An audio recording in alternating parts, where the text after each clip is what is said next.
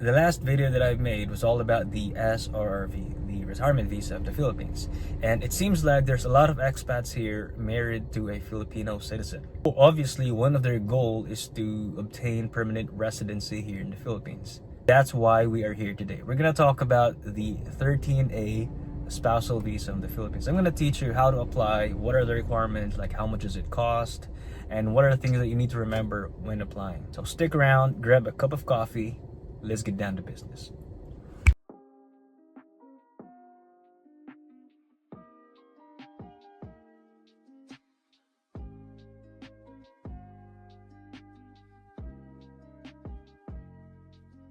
Before I get started, I just wanted to clarify that I'm gonna talk about applying for the 13A visa here in the Philippines. I'm not talking about getting the 13A from the Philippine Embassy or the consulate. I'm talking about here in the Philippines. Now, as usual, I'm gonna break this video down into 5 sections. For one, I'm gonna talk about what is the 13A spousal visa and who is qualified to apply. Number 2, why should married foreigners apply for this visa? Number 3, how does this process work and how long does it take? Number 4, what are the list of requirements needed? Number 5, the step-by-step process and how to apply for this visa. First off the list, what is the 13A visa? It is actually a spousal visa in the Philippines that allows a foreign national that is married to a Filipino citizen to stay here in the Philippines permanently. It allows them to exit the country, come back in multiple times, no limits. And one of the best things about this visa is they're granted a Philippine permanent residency without putting money in the bank. So unlike the SIRV or the SRV, you need to put in a certain deposit in the bank depending on your category.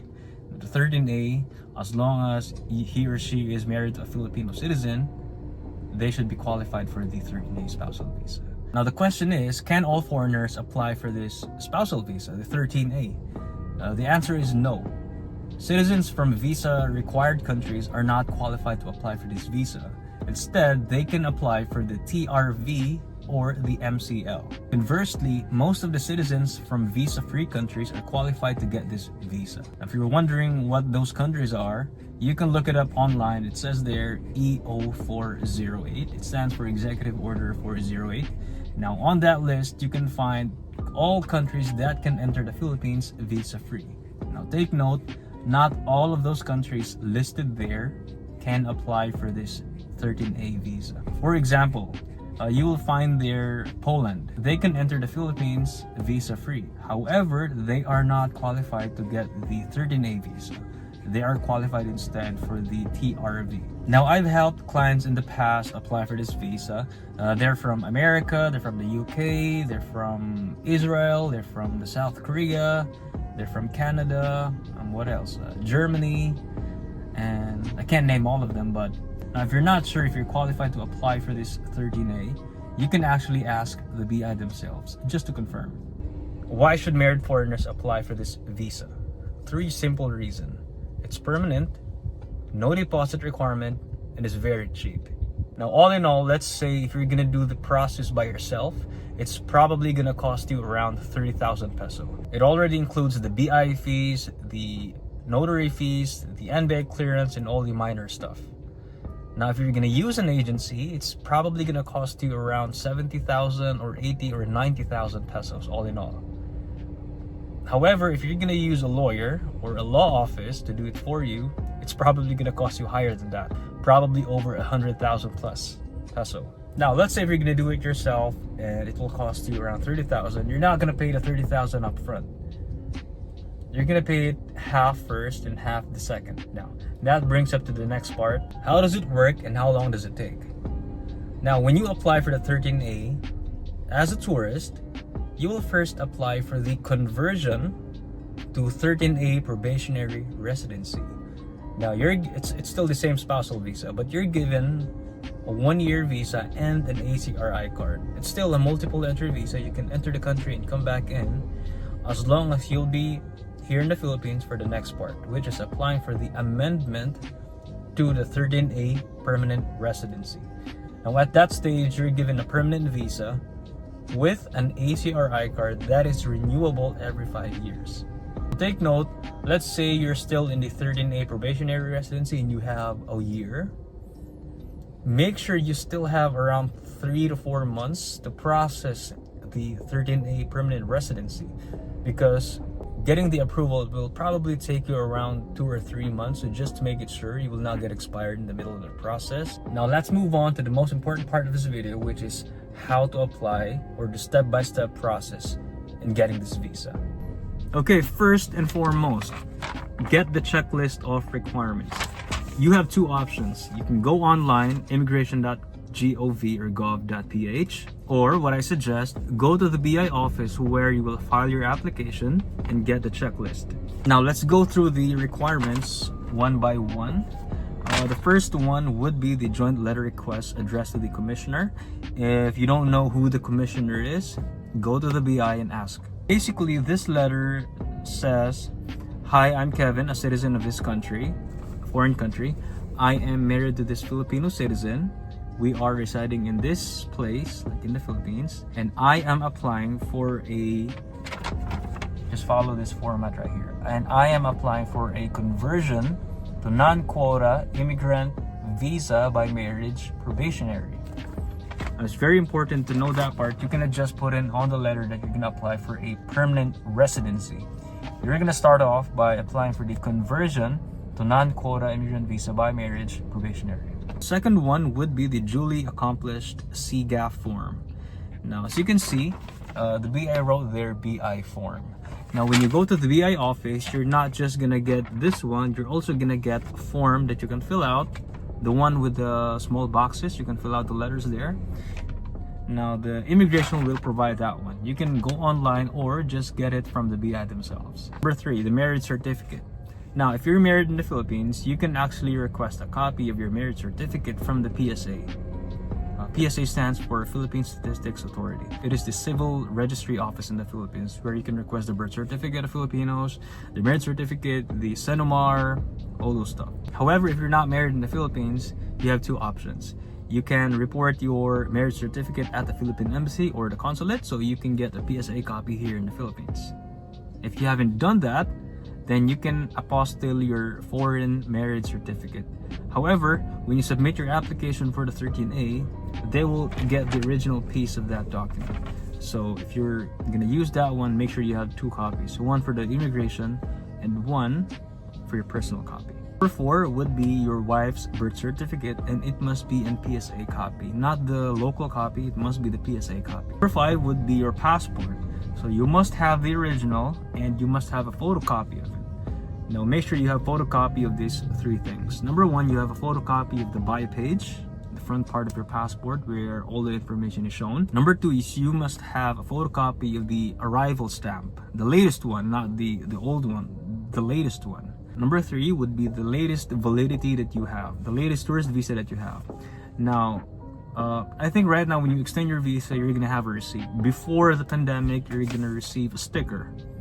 Right now, you're gonna receive a receipt. Now, on that receipt, you will find there the latest visa validity that you have.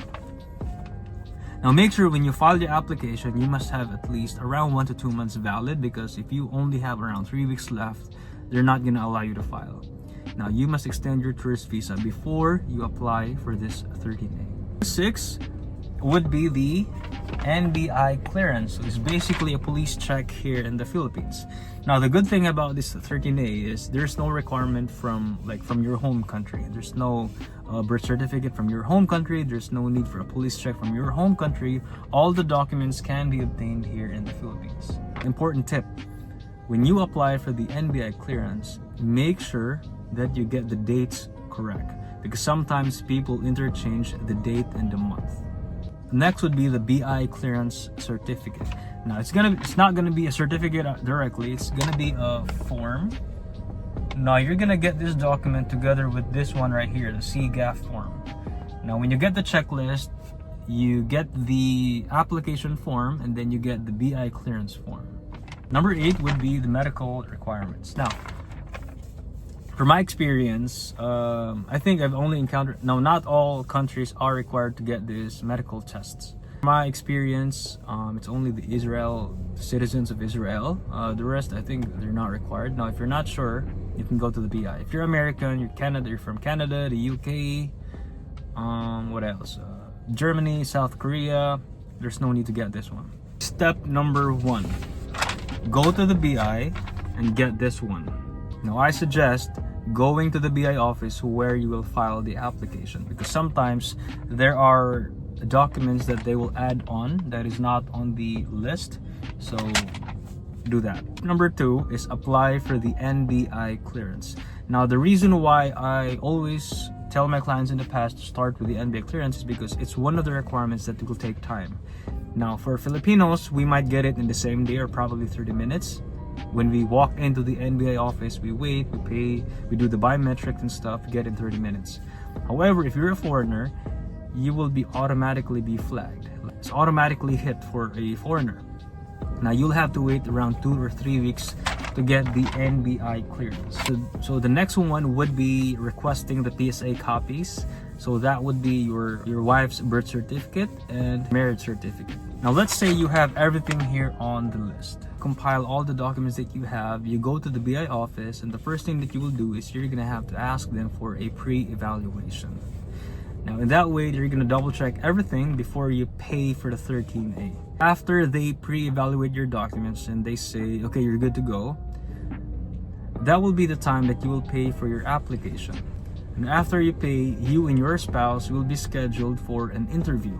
Now the BI will interview you like personal questions about why you're applying for this 13A. Now let's say you're done with the interview, then you will be headed to the ACR section of the BI office, where you will do the biometrics and the photos. That will be for your ACRI card. Now if you're done with the filing of the application or the payment, you're done with the fingerprint, you're done with the interview, after that would be the waiting time to get the approval. Now most of the time, as per my experience, when you file the application, that starts 2 to 3 months to get the visa approval. Make sure that you continue on extending your tourist visa, because when you file for the 13A, they will not keep your passport. You will have possession of your passport, so you can keep on extending it until the visa approval is done. And let's say 2 to 3 months have passed, the BI will text you that your application has been approved. And you will be asked to go to the BI to bring your passport so they can proceed with the implementation. Now, what is the implementation? It is basically just putting the 13A visa on your passport, so it will be in a form of stamp. Now on that stamp, you will see there that from 9A tourist visa or EO408, which is the visa-free privilege, you are now converted into a 13A probationary residency. It also states there the visa validity that you will have for your 13A. Have the stamp on your passport. The next thing that you will do is you go to the ACR section of the BI office and follow up for the ACRI card. Now most of the time, the ACRI card comes in late. Now that is the end of the process in getting the 13A spousal visa. You have the passport and you have the visa stamp there. And you have the ACRI card. And there's one thing that you need to know. You need to make sure that you have the immigration order from the BI. That is the official immigration document that your application has been approved, because that is a requirement on the next step, which is applying for the 13A permanent residency. Now when applying for the next part, which is the 13A permanent residency, requirements are almost the same. You're just gonna change some of the wordings there. Like before, you wrote there 13A probationary residency. Now you're gonna put there amendment to 13A permanent residency. Also, you need to get the NBI clearance, you need to write a letter, and also for the permanent residency, there's additional document that is not on the probationary residency. That would be the cohabitation letter. If you don't know what that is, I'm gonna put a link in the description. At least you're gonna have a format there. So you can just follow, show it to the BI if that's correct, and off you go. Basically, the process is just the same. So you get the documents done. Especially, you need to have the paperwork in the first part. It will be required in the next one. You get the paperwork compiled. You go to the BI. You ask them to pre-evaluate the documents, and then when they say it's good, you can file for the application. And after you file, you will submit certain documents to the ACR section, which is for your permanent ACRI card in the future.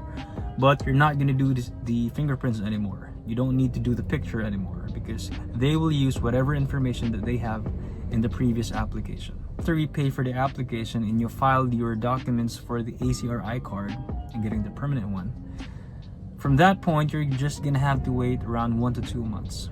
It's gonna be faster compared to the probationary residency because it's just an amendment of status from probationary to permanent. Now, once you get the approval, still, the BI will be sending you a text message, and make sure that you check your phone all the time.